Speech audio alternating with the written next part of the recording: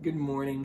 I'm going to give you a little bit of a teaser here this morning. I've planned the next 4 or 5 or 6 mornings with Mark, and I'm not going to cover these in the next few. But later on, I am going to cover these. I'm going to cover an entire section where I talk about how using the power of your mind, really getting your mind to work with you rather than against you, is something that's going to be very, very helpful in life. But I'm going to touch on a few of these subjects, okay, and kind of give you some tips or hints with them that I believe will be helpful on their own. And I'm going to talk about a few abilities that our mind has that sometimes we don't make use of. One is our memory.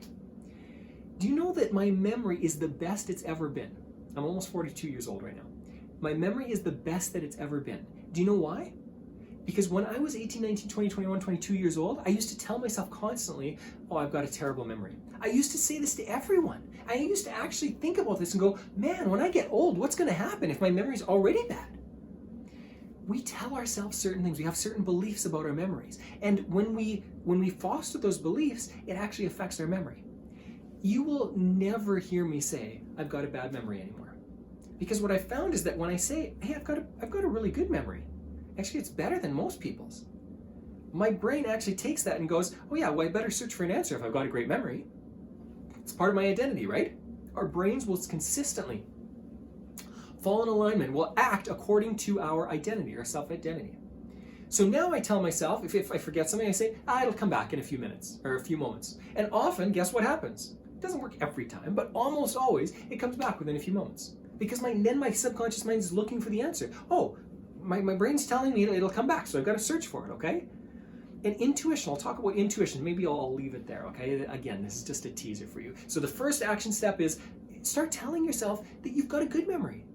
And what will start to happen is you'll start to remember more stuff because you're telling yourself, remember this, it's in there somewhere. Make sure to call it forward.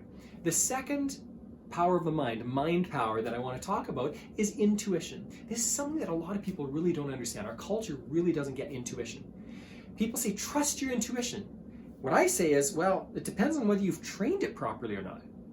Your intuition can be it is a powerful tool to your harm or to your good, but most people have not trained their intuition. Most people have allowed other people, other marketing, other businesses to train us how to think. If all you do is watch Netflix and go to work, then guess what?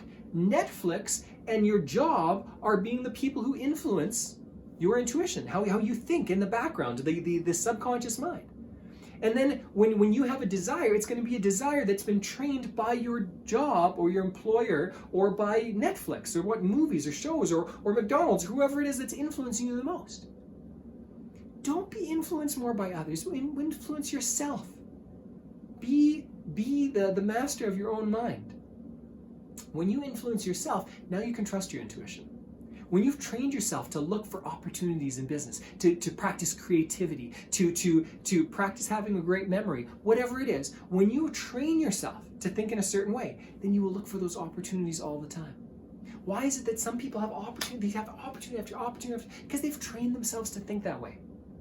How are some people so creative? They've trained themselves to think that way. And then when you've trained yourself in the right way, you can trust your intuition completely. You can trust your gut because it's going to tell you the stuff that you've trained it to think. It's going to give you back what you want it to give you. If you trust your intuition, it's always telling you to get into bad relationships, then guess what? You need to train your intuition differently. And I'm going to give you some tips on this later on. Again, this is probably not going to come for the next few weeks, but having said that, I will do this at some point in time. I'll talk about memory, I'll talk about focus, I'll talk about intuition, I'll talk about rationing your ability to reason. I'll talk about abilities that we all have. Unless you've had severe brain trauma, all of us have this ability. What I'm going to teach you is how to utilize this idea or this ability because it is so powerful in our lives. For today, simply ask yourself, hey, how could I train my intuition differently? What do I want? And then practice thinking about your why, thinking about your goals, thinking about these kinds of things every day.